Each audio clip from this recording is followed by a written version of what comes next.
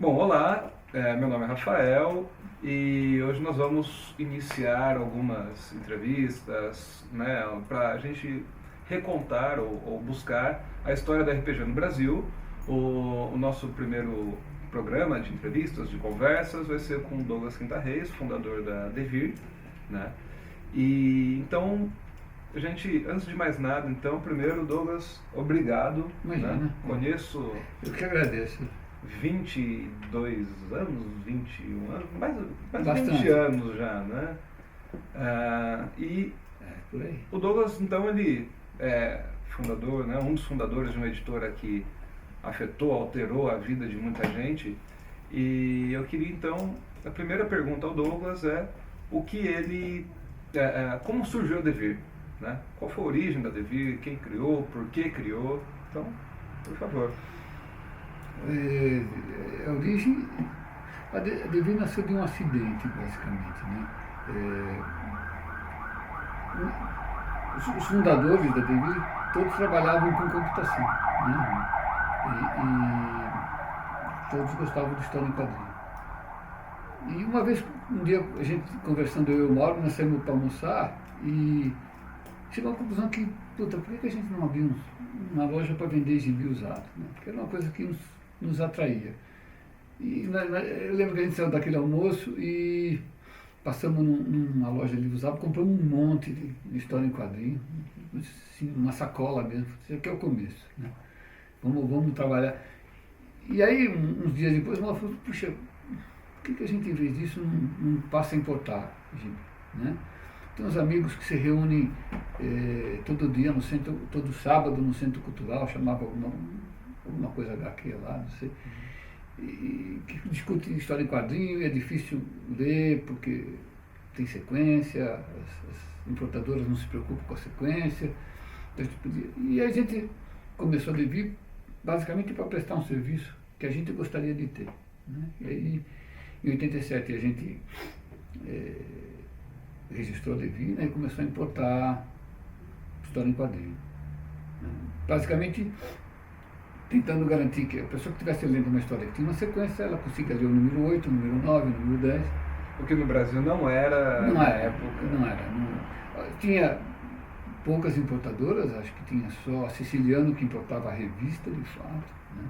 E aí você poderia encontrar na Siciliano, na La Selva, em alguns lugares que a Siciliano distribuía, quadrinho americano. Né? E a Leonardo da Vinci importava quadrinho italiano e francês. Então você encontrava na livraria francesa, mas era uma coisa completamente aleatória. Né? Tá. Você encontrava alguma coisa. Entendi. E como foi o contato com o RPG? Como apareceu o interesse? Claro que a gente não comprava gibi da Marvel nem da DC. Né? Naquelas quantidades que a gente importava, a gente comprava de um distribuidor. Né? Para nossa sorte, um distribuidor nunca trabalha só com aquilo que você quer. Né? Ele trabalha com outras coisas. E a gente começou a importar outras coisas. Né? A gente importava uma revista de estratégia chamada Estratégia Antéticos, que trazia jogos de tabuleiro, né? Jogos de estratégia, de simulação.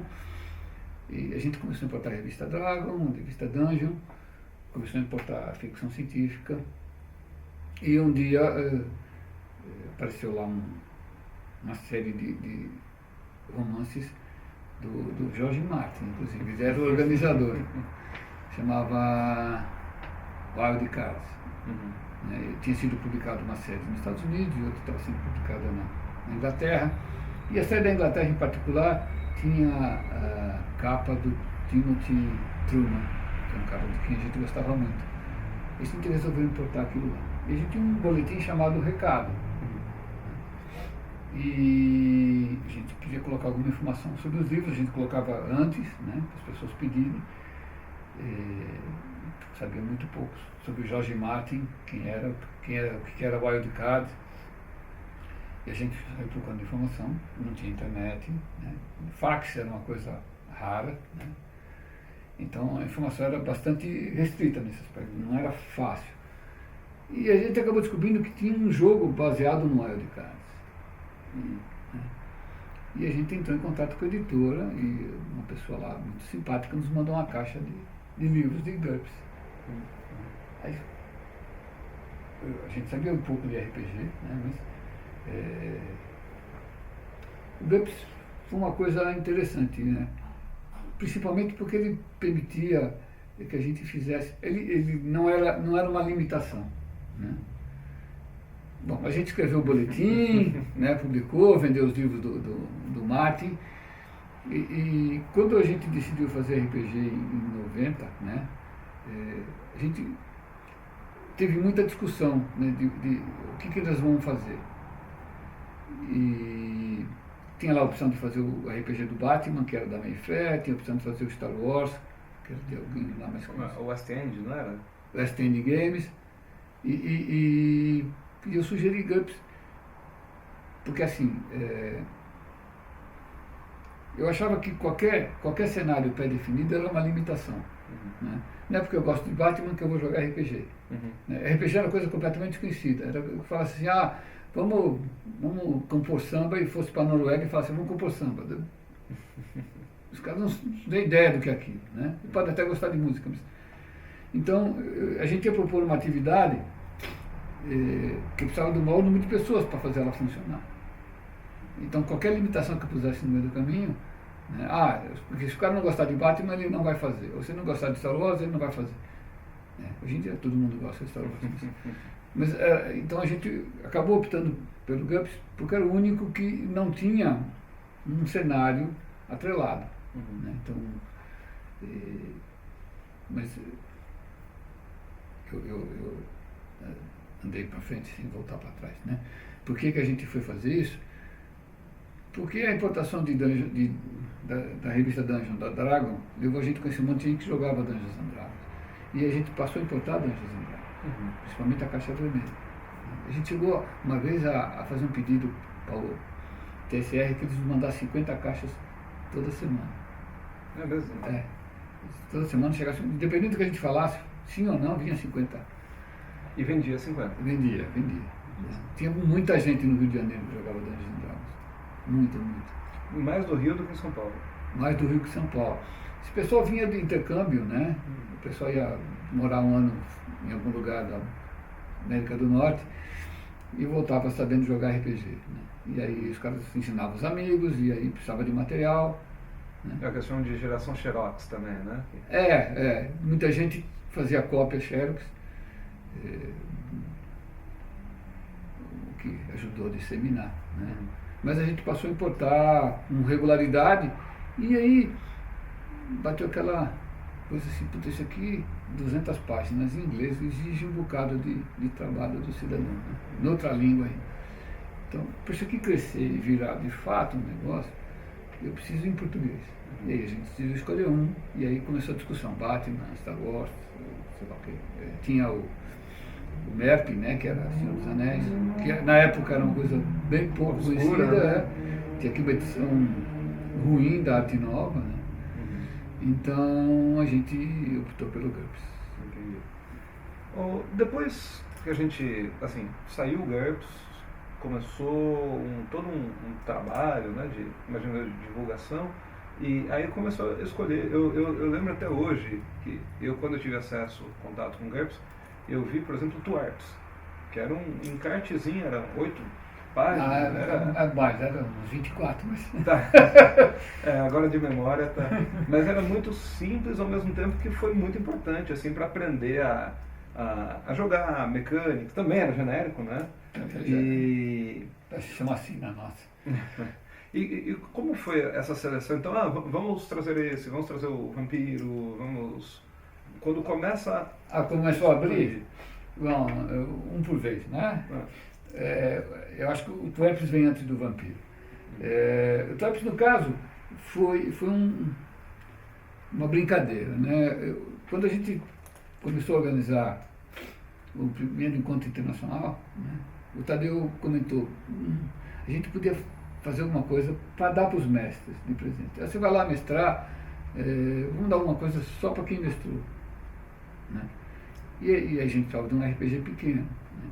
E o Twerps tinha duas coisas, era pequeno, era simples, era genérico, né? e fácil de negociar, né? A gente conversou, era de uma empresa pequena chamada Game Science, eu não lembro mais o nome, acho que era Game Science. Era de um coronel americano, era o maior fabricante de dados dos Estados Unidos na época. Né? E aí a gente conversou com ele, ele cedeu pra gente o TWEPS. Né? Mas como toda empresa pequena nos Estados Unidos, o cara tinha um jogo, tinha uma arte para o jogo, mas eu não podia usar a arte em uma versão brasileira porque eu não tinha comprado a arte do artista. Né? E o cara tinha vendido a arte para aquela edição. Então a gente negociou o TWEPS, sei lá, alguma coisa com $100 para publicar no Brasil. E aí quem fez toda a arte do TWEPS foi o Marcati. Tá. Né? Tudo que tem lá foi o Marcati que fez. Ele tem um traço muito meio característico. mas meio pro caricato também, né? Que combinava com o senso de humor do TWEPS. E a gente publicou ele em 93 para o Encontro Internacional. Então era mais uma. Vamos fazer uma coisa pequena. E aí, depois no Sampa isso virou uma tradição. A gente passou a publicar sempre um RPG pequeno em cada Sampa.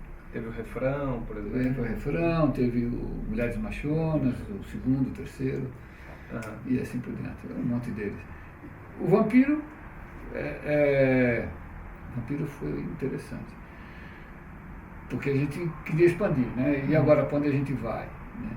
E quando a gente foi fazer procurar Vampiro, ele já tinha sido contratado por uma empresa em Portugal. Né? Então a gente, e o contrato era para a língua portuguesa, então a gente não podia fazer. Né? Isso foi em 93, eu acho. A gente entrou em contato com o White Wolf. Não pode. Foi exatamente em maio de 93 que a gente fez isso, o junho. Mas, engraçado, e essa empresa tinha feito Battletech em Portugal. Né? E eles entraram em contato com a gente através do Peter da Forbidden, e eles queriam trocar o GURPS pelo Battletech. A gente trocou 500 exemplares de GURPS por 500 exemplares de Battletech. Que era uma coisa. Foi a primeira vez que a gente importou um jogo de tabuleiro, né? Um jogo de miniatura. E a gente conheceu o dono da empresa lá, o Zé de Freitas, que depois virou sócio da gente em Portugal. Mas e ele tinha contratado várias coisas, Caro Wars, Battletech e Vampiro à Máscara. E ele teve um problema lá e desistiu da empresa.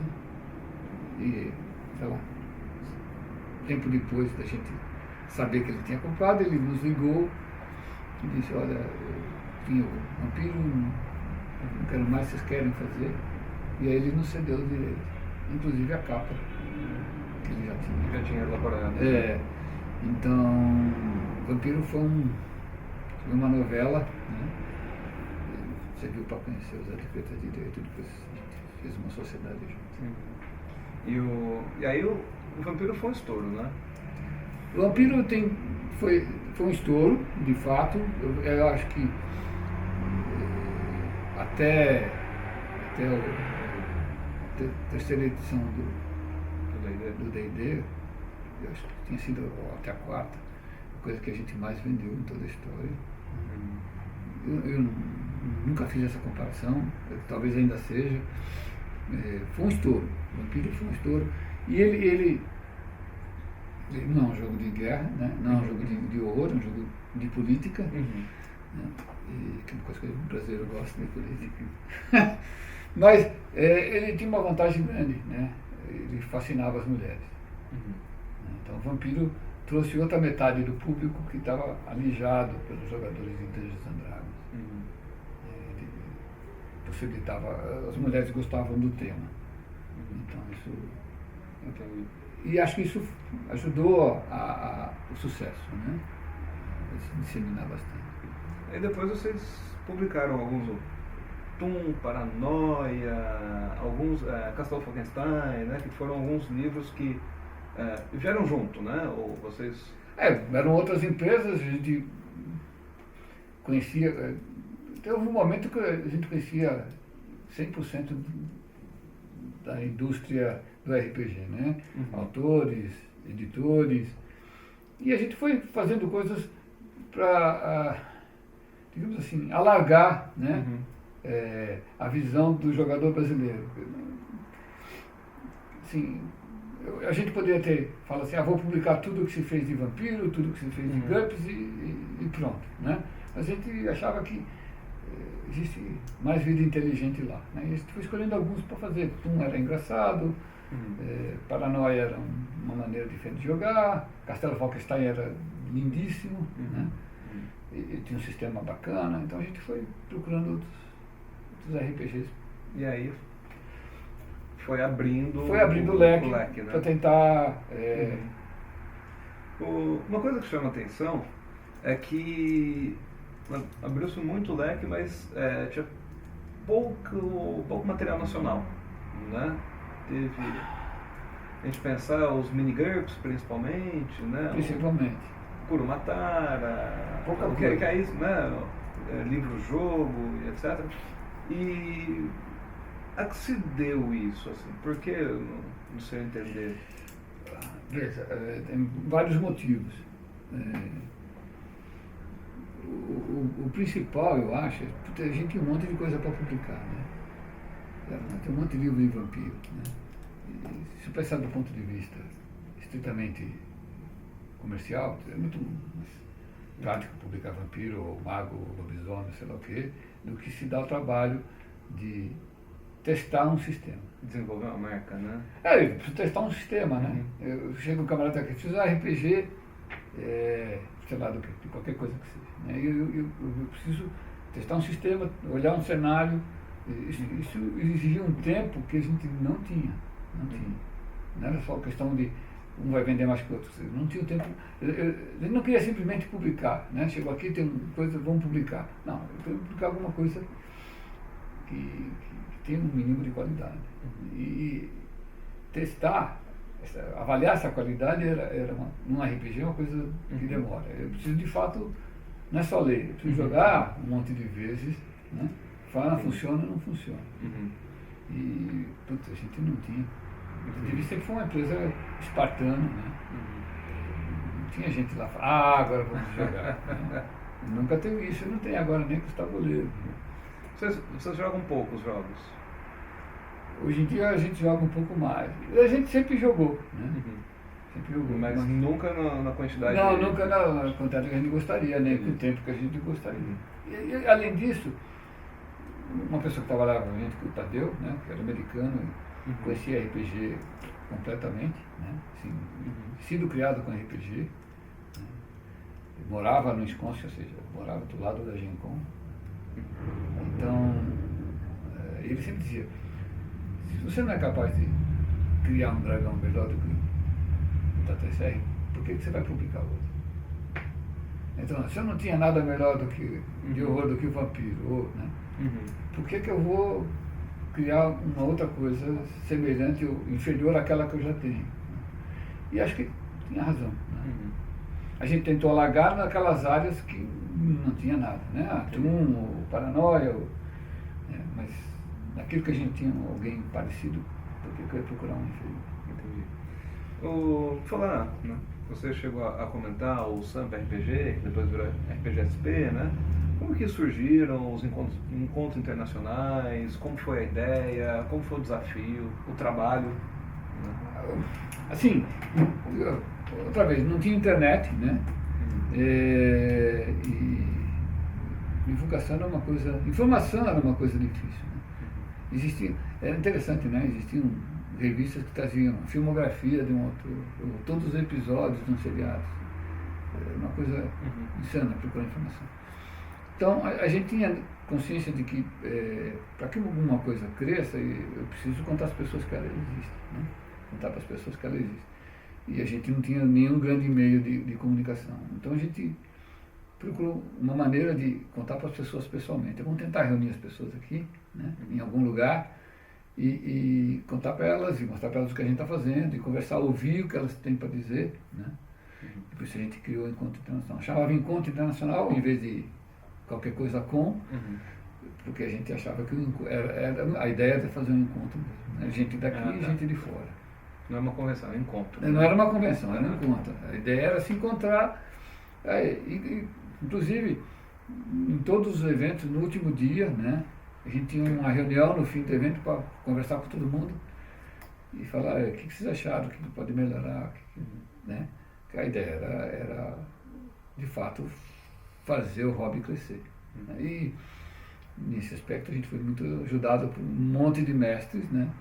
Que iam lá e mestravam, depois diziam, olha, foi bom isso, foi ruim aquilo, vamos fazer assim, um assado. E os convidados internacionais, assim, como que Bom, selecionavam? a gente conhecia um monte deles, né? O primeiro que a gente trouxe foi Steve Jackson, razões óbvias, né? O primeiro RPG foi o GURPS. E em 93 a gente só tinha GURPS, então o Steve Jackson parecia um cara óbvio, né? Em 94 foi o Mark Reinhage, porque foi junto com o Vampiro, né? Chegou o Vampiro, chegou o Mark Reinhage. E em 95 foi outra vez o Steve Jackson, o Marco Pecota e o Dave Arneson, que era o criador da RPG. Então a gente foi convidando pessoas que estavam relacionadas com aquilo que a gente estava fazendo e que fossem importantes dentro do mundo do RPG.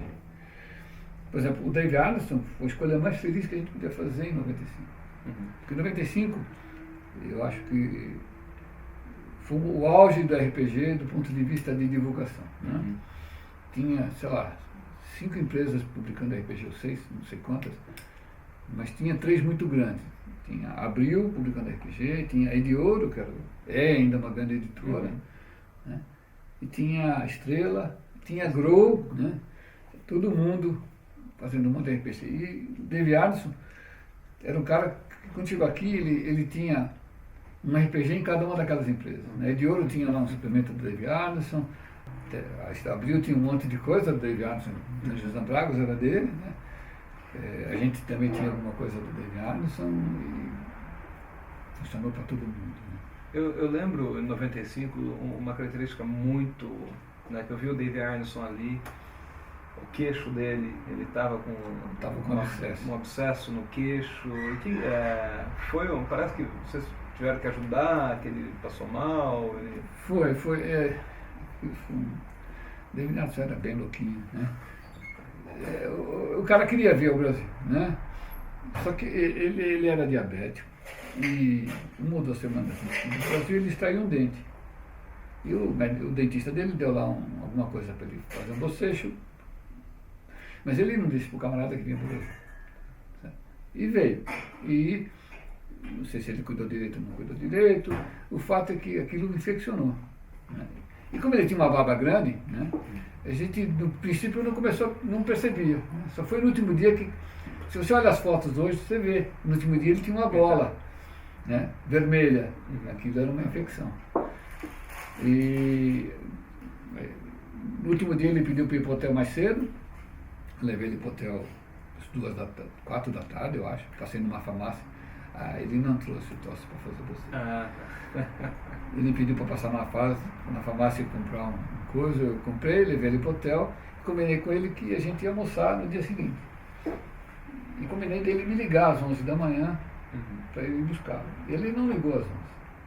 E não ligou às 11h30, meio-dia eu liguei para o hotel, transferiram para o quarto dele, ele atendeu e me disse que ele não conseguia levantar da cama. Estava muito mal.